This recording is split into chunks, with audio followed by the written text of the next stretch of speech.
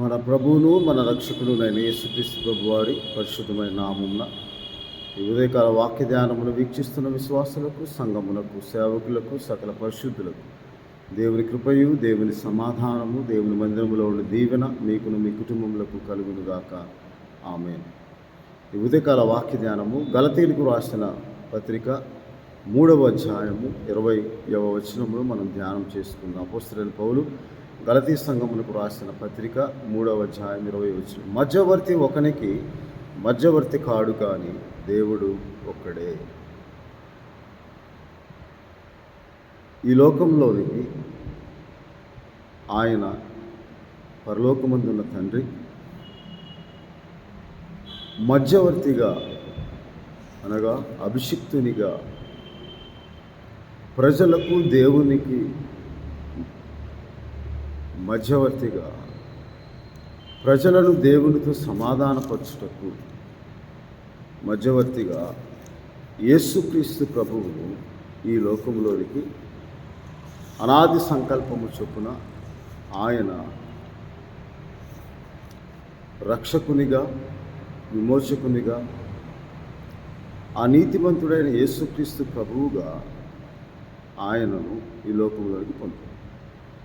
అందుకే మీకా గ్రంథంలో ఇలాగ దేవుని వాక్యంలో రాయబడి ఉన్నది. అనాది సంకల్పమైన దేవుని వాక్యంలో ఆయన మధ్యవర్తి అయి అనే మాట 4వ అధ్యాయము 3వ వచనము మీకా గ్రంథంలో ఆయన మధ్యవర్తి అయి అనేక జన్మలకు న్యాయము తీర్చు, దూరమున నివసించు బలము గల అన్యజనులకు తీర్పు తీర్చును అని చెప్పి దేవుడైన యెహోవాను స్మరించుకోవటానికి, ఆయన నామమును ఆరాధించడానికి యేసుక్రీస్తు ప్రభువును ఆయన మధ్యవర్తిగా, న్యాయాధిపతిగా, ప్రాముఖ్యంగా మొట్టమొదటి లోక రక్షకునిగా, దేవునికి మానవునికి మధ్యవర్తిగా, మానవులను దేవునితో సమాధానపరచాలని ఆయన మధ్యవర్తిగా ఈ లోకంలోనికి వచ్చి ప్రధాన యాజకుడిగా మన పక్షమున తన్ను తాను అర్పించుకొని ప్రవక్తగా దేవుని రాజ్య సువార్తను ప్రకటించి ఆయన తండ్రి చిత్తమును ఈ లోకములో తండ్రికి, ప్రజలకు, పరలోకముందున్న తండ్రి అయిన దేవుడైన యెహోవాకు, దేవుడు ప్రతిష్ఠించిన జనాంగమునకు మధ్యవర్తిగా ఆయన ఈ లోకంలోనికి రక్షకుడిగా, విమోచకుడిగా వచ్చాడు. అందుకే యెషయా గ్రంథంలో దేవుడైన యెహోవా ఇలాగూ సెలవిస్తూ ఉన్న, వారు నాతో సమాధాన పడాలి అని, వారు నాతో సమాధాన పడినప్పుడు నేను వారి పాపములను జ్ఞాపకం చేసుకున్నానని చెప్పి దేవుని వాక్యంలో రాయబడి ఉన్నది. వారు నాతో సమాధాన పడాలి. ఎవరు? దేవుడు సమాధానకర్తయగు అధిపతిగా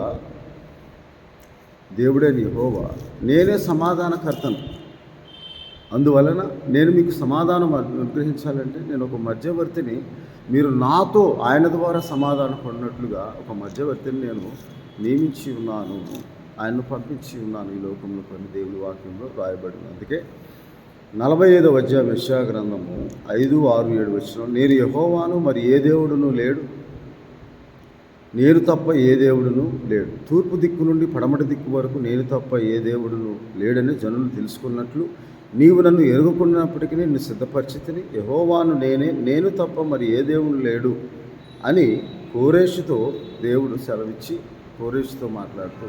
అలాగే 7వ వచనం, నేను వెలుగును సృజించువాడను, అంధకారమును కలుగు చేయువాడను, సమాధానకర్తను, కీడు కలుగు చేయువాడను నేనే, యెహోవాను నేనే, వీటన్నిటినీ కలుగు చేయువాడను అని దేవుని వాక్యంలో రాయబడి. అందువలన ఆ సమాధానకర్తగా ఉన్న ఆ దేవునితో మానవుడు దేవుని సన్నిధిలోనికి ప్రవేశింపలేని స్థితిలో, పాపులుగా ఉండి తమ్ము తాము రక్షించుకోలేని స్థితిలో ఉండినప్పుడు దేవుడు వారు నాతో సమాధాన పడాలని దేవుని వాక్యంలో రాయబడి ఉంది.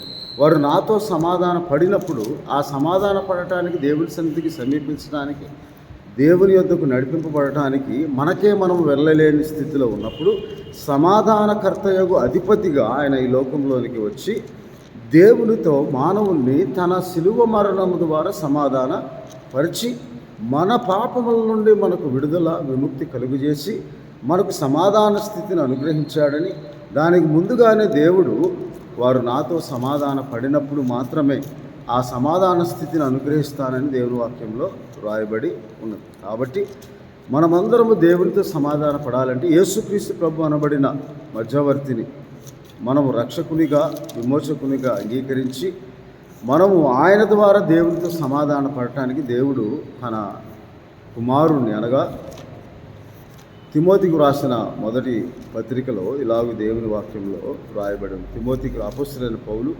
తిమోతికి రాసిన పత్రిక 2వ అధ్యాయము 5వ వచనం, దేవుడు ఒక్కడే, దేవునికి నరులకు మధ్యవర్తి ఒక్కడే, ఆయన క్రీస్తు యేసును నరుడు, ఈయన అందరి కొరకు విమోచన క్రయదానముగా తను తాను సమర్పించుకొను, దీన్ని గూర్చిన సాక్ష్యము యుక్తకాలమందు ఇయ్యబడెను. అనగా దేవుడు ఒక్కడే. మనం చదువుకున్న గలతీయులకు రాసిన పత్రిక 3వ అధ్యాయము 20వ వచనంలో మధ్యవర్తి ఒక్కడే, దేవుడు ఒక్కడే. ఆ దేవుడు ఒక్కడే, ఆ మధ్యవర్తిగా దేవుడు ఈ లోకంలోనికి మానవుని సమాధాన స్థితిలో నడిపించటానికి సమాధానకర్తయగు అధిపతిగా యేసుక్రీస్తు ప్రభువును నరునిగా ఆయన మనుషుని పోలికగా పుట్టి దాసుని స్వరూపం ధరించుకొని శరీరమును బట్టి మనుషుని పోలికగా పుట్టి ఆయన ఈ లోకంలోనికి దేవునికి నరులకు మధ్యవర్తి ఒక్కడే, ఆయన క్రీస్తు యేసు నరుడు. ఆయన అందరి కొరకు విమోచన క్రయధనంగా తను తాను అర్పించుకుంటకు ప్రధాన యాజకుడిగా మెల్కీసెదెకు క్రమంలో ఆయన ఈ లోకంలోకి వచ్చాడు. ఆ మధ్యవర్తి మనకు సమాధాన స్థితిని అనుగ్రహిస్తాడని దేవుని వాక్యంలో రాయబడింది. అందుకై ఆ సమాధానము అనగా పాపక్షమాపణ, మన పాపములు క్షమింపబడి మనము సమాధాన స్థితిని పొందుకుంటామని రోమేలుకు రాసిన పత్రికలో ఇలాగ దేవుని వాక్యంలో రాయబడి ఉన్నది. ఆ సమాధాన స్థితిని ఎలాగూ దేవుడు మనకు ఎవరి ద్వారా, క్రీస్తు యేసు నరుడు ద్వారా మనకు సమాధాన స్థితిని అనుగ్రహించాడు. ఎలాగో అనుగ్రహించాడు అంటే 8వ వచనము 5వ అధ్యాయం రోమేలుకు రాసిన పత్రిక 8వ అధ్యాయం 5వ వచనము 5వ అధ్యాయము 8వ వచనము, అయితే దేవుడు మన ఎడల తన ప్రేమను ప్రత్యక్షపరిచి వెల్లడపరచను, ఎట్లనగా మనం ఇంకనూ పాపులమై ఉండగానే క్రీస్తు మన కొరకు చనిపోయింది. కాబట్టి ఆయన రక్తం వలన ఇప్పుడు మనం నీతిమంతులుగా తీర్చబడి మరింత నిశ్చయముగా ఆయన ద్వారా ఉగ్రత నుండి రక్షింపబడుతుంది. ఎలాగనగా మనము శత్రువులమై ఉండగా అనగా పాపులమై ఉండగా దేవునికి విరోధులమై ఉండగా ఆయన కుమారుని మరణము ద్వారా మనము దేవునితో సమాధానపరచబడిన ఎడల సమాధానపరచబడిన వారమై ఆయన జీవించుట చేత మరి నిశ్చయంగా రక్షింపబడు. ఈ సమాధాన స్థితి మన రక్షణ కొరకు. మనము దేవునికి విరోధముగా అపరాధములచే చచ్చిన వారమై పాపములచే చచ్చిన వారమై ఉండగా క్రీస్తు ద్వారా మనల్ని జీవింప చేయుటకు మన పాపములకు ప్రాయశ్చిత్తముగా ఉండటకు దేవుడు తన అద్వితీయ కుమారుని ఈ లోకంలోనికి మధ్యవర్తిగా పంపించాడు.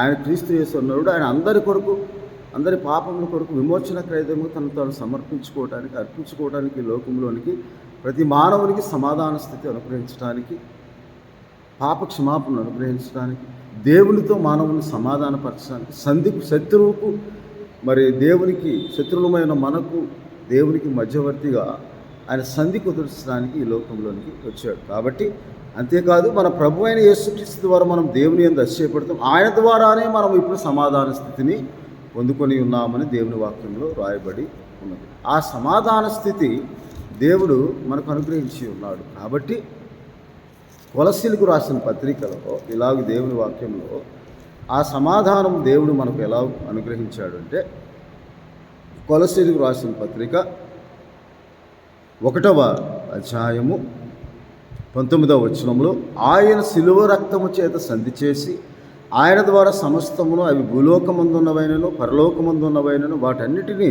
ఆయన ద్వారా తనతో సమాధానపరుచుకోవాలని తండ్రి అభిష్టమై కుమారుని, అద్వితీయ దేవుని కుమారుని ఆయన చిత్తమును నెరవేర్చడానికి అతడు నలగొట్టబొట్టుకు తండ్రికి అభిష్టమాయను కనుక ఆయన మనలను తనతో సమాధానపరచుకోవడానికి తండ్రి అభిష్టముగా, తండ్రి చిత్త ప్రకారముగా సమాధానకరమైన ఆలోచనగా, అందుకే ఇర్మియా గ్రంథంలో దేవుడైన యెహోవా 29వ అధ్యాయంలో మీ ఆలోచన, నా ఆలోచనలు అవి సమాధానకరమైనవే కానీ హానికరమైనవి కావని ఇర్మియా గ్రంథం 29వ అధ్యాయం 11వ వచనంలో, నేను మిమ్ము గూర్చి ఉద్దేశించిన సంగతులు నేను ఎరుగుదుము, రాబో కాలంలో మీకు రక్షణ నిరీక్షణ కలుగునట్లుగా అవి సమాధానకరమైన ఉద్దేశంలే కానీ హానికరమైనవి కావు, ఇదే యెహోవా వాక్కు. ఆ రాబోయే కాలంలో ఇర్మియా ప్రవక్త ద్వారా 700 సంవత్సరాల క్రితం ప్రకటించిన సమాధాన సువార్తను యేసుక్రీస్తు ప్రభు అనబడిన ఆయన అద్వితీయ కుమారుని ద్వారా ఆయనను సమాధానకర్త యొక్క అధిపతిగా, తండ్రి అభిష్టముగా ఆయన కుమారుని మరణము ద్వారా శత్రువులమైన మనలను దేవుని ఉగ్రత నుండి రక్షించటానికి, మనలను దేవునితో సమాధానపరచటానికి ఆయనను తన శిలువ రక్తముచే మనను సంధి చేసి, ఆయన పరలోకముందునే అన్నిటి ద్వారా ఆయన ద్వారా తనతో సమాధానపరచుకోవాలని తండ్రికి అభిష్టమాయను కనుక 22వ వచనం కొలస్సీలకు రాసిన పత్రిక 1వ అధ్యాయంలో, తన సన్నిధిని పరిశుద్ధులుగా, నిర్దోషులుగా, నిరపరాధులకు నిలవబెట్టుటకు ఆయన మాంసయుక్తమైన దేహమందు మరణం వలన ఇప్పుడు మిమ్మును సమాధానపరిచాడు. ఆయన శిలువ మరణం పొందినట్టుగా విధేయత చూపిన వాడే మనలను దేవునితో మనకు సమాధాన స్థితిని అనుగ్రహించడానికి, మనలను సంధి చేయటానికి, మనలను దేవునికి మానవునికి మధ్య సంధి కుదర్చడానికి శిలువ రక్తముచే ప్రోక్షించి, అది దేవుని చిత్త ప్రకారమైన దయా సంకల్పం, అనాది సంకల్పముగా, అది జగత్పునాది వేయబడకుంటే ఆయన ఇష్టముగా తన కుమారుని ఈ లోకంలో ఆయన ద్వారా తనతో ఈ లోకమును సమాధానపరచుకోవడం, ఈ లోకంలో ఉన్న పాపలందరినీ సమాధానపరచుకోవడం తండ్రికి అభిష్ట ప్రకారం. అందుకే యేసుక్రీస్తు నా తండ్రి చిత్తము నెరవేర్చుకుని లోకంలోనికి వచ్చి ఉన్నానని, నా ఇష్టము నెరవేర్చుకోవడానికి రాలేదు యోహాను సువార్తలో రాసి. కాబట్టి అట్టి సమాధాన స్థితి శిలువ ద్వారా అనుగ్రహించిన సమాధానకర్త యొక్క అధిపతిగా, రక్షకునిగా, విమోచకునిగా, క్రీస్తు యేసును నరుడుగా, ఆయన శరీరధారిగా ఈ లోకంలోనికి కృప సత్య సంపూర్ణుడిగా మన మధ్య నివసించి మనకు సమాధాన స్థితిని అనుగ్రహించడానికి ఆయన ప్రత్యక్షమయ్యాడని, ఆయన మన పాపం తీసివేయడానికి ప్రత్యక్షమయ్యాడు. అద్వితీయ దేవుని కుమారుడిగా, దేవుడే మానవుడిగా. అందుకే కొలస్సీలకు రాసిన పత్రిక 2వ అధ్యాయం 9వ వచనంలో, దైవత్వము యొక్క సర్వ పరిపూర్ణత శరీరముగా క్రీస్తునందు నివసించి ఆయన మనకు సమాధాన స్థితిని అనుగ్రహించాడు. ఆ సమాధాన సువార్తను ఆయన ప్రకటించి మనలను దేవునితో సమాధానపరచుటకు యేసుక్రీస్తు ప్రభువారు సమాధానకర్తగా ఈ లోకంలోనికి వచ్చి మనలను మన పాపం నుండి మనం విడిపించి మనకు సమాధాన స్థితిని అనుగ్రహించాడు. ఆ సమాధాన సువార్తను తన సేవకులైన, తన శిష్యులైన వారి ద్వారా ప్రకటించాడని 2వ కొరింథీయులకు రాసిన పత్రిక 5వ అధ్యాయం 15వ వచనం, జీవించే వారికి మీదట తమ కొరకు కాక తమ నిమిత్తము మృతి పొంది తిరిగి లేచిన వాని కొరకు జీవించుటకు ఆయన అందరి కొరకు మృతి పొందినని నిశ్చయించుకుంటున్నాము. కాబట్టి 17వ వచనంలో, కాగా ఎవడైనను క్రీస్తు నందుండేవాడు వాడు నూతన సృష్టి, పాతవి గతించెను, ఇదిగో కృతమైన సమస్తము దేవుని వలనైనవి. ఆయన మనల్ని క్రీస్తు ద్వారా తనతో సమాధానపరచుకొని ఆ సమాధానపరచు పరిచర్యను మాకు అనుగ్రహించను. అది ఏమనగా, దేవుడి వారి అపరాధములను వారి మీద మోపక క్రీస్తునందు లోకమును సమాధానపరచుకొనొచ్చు ఆ సమాధాన వాక్యమును మనకు అప్పగించెను. కాబట్టి ఈ లోకంలో ప్రకటింపబడుతున్న సమాధాన సువార్తను వారు నాతో సమాధాన పడాలి, అప్పుడు నేను వారి పాపములు క్షమించి మన అపరాధములను మన మీద మోపక, మన అపరాధం చచ్చిన వారమైండు క్రీస్తుతో కూడా మనల్ని జీవింప చేయడానికి యేసుక్రీస్తు ప్రభువును లోక రక్షకుడిగా ఆయన ఈ లోకంలోనికి పంపాడని దేవుని వాక్యంలో రాయబడి ఉన్నది. కాబట్టి 1 తిమోతి పత్రికలో ఇలాగ దేవుని వాక్యం 4వ అధ్యాయం 10వ వచనంలో 9-10 వచనం, ఈ వాక్యము నమ్మదగినది, పూర్ణాంగీకారముకు యోగ్యమైనది, మనుషులందరికీ రక్షకుడు, మరి విశేషంగా విశ్వాసముకు రక్షకుడైన జీవం గల దేవుని యందు మనం నిరీక్షించి ఉన్నాం కనుక ఇందు నిమిత్తము ప్రయాసముతో పాటుపడుచున్నాం. కాబట్టి ఈ వాక్యము నమ్మదగినది, పూర్ణ అంగీకారం. ఆయన సమాధానకర్తయు అధిపతిగా, దేవుడొక్కడే, దేవునికి నరులకు మధ్యవర్తి ఒక్కడే, ఆయన క్రీస్తు యేసు నరుడుగా ఈయన అందరి కొరకు విమోచన క్రయధర్మంగా తాను అర్పించుకొని దేవునితో మనల్ని సమాధానపరిచి శత్రులమై ఉండగా సంధి కుదిర్చి, ఇక మన అపరాధంలో ఆయన జ్ఞాపకం చేసుకొనక, మన అపరాధం దేవుడు మన మీద మోపక, మనలో దేవుని ఉగ్రతలను రక్షించుటకు ఆ సమాధానకర్త యొక్క అధిపతిగా వచ్చి ఉన్నాడు అని మనం గమనించినప్పుడే ఆ క్రిస్మస్ సంతోషం, ఆనందము మన జీవితంలో కలుగుతుంది. అట్టి సమాధాన స్థితిని మనము పొందుకొని ఉన్నామని దేవుని వాక్యం సెలవిస్తుంది. అటు కృపను, అటు సమాధాన స్థితిని, పాప క్షమాపణను దేవుడు మనకు అనుగ్రహించి నిత్య రాజ్యంలో ప్రవేశించడానికి మనం యోగ్యులముగా, ఆయన రాకడ సమయంలో మనం జ్ఞాపకం చేసుకున్నట్లుగా అటు సమాధానకర్తగా అధిపతిగా వచ్చిన యేసుక్రీస్తు ప్రభు అనబడిన మధ్యవర్తిగా, దేవునికి మానవునికి మధ్యవర్తిగా వచ్చిన ఆయన ద్వారా మనం దేవుని సన్నిధిని సమీపించి రక్షణ ఆనందం పొందుకోవాలని దేవుడు ఉదయకాల సమయంలో మనతో అటు కృపను దేవుడు మీకు అనుగ్రహించును గాక.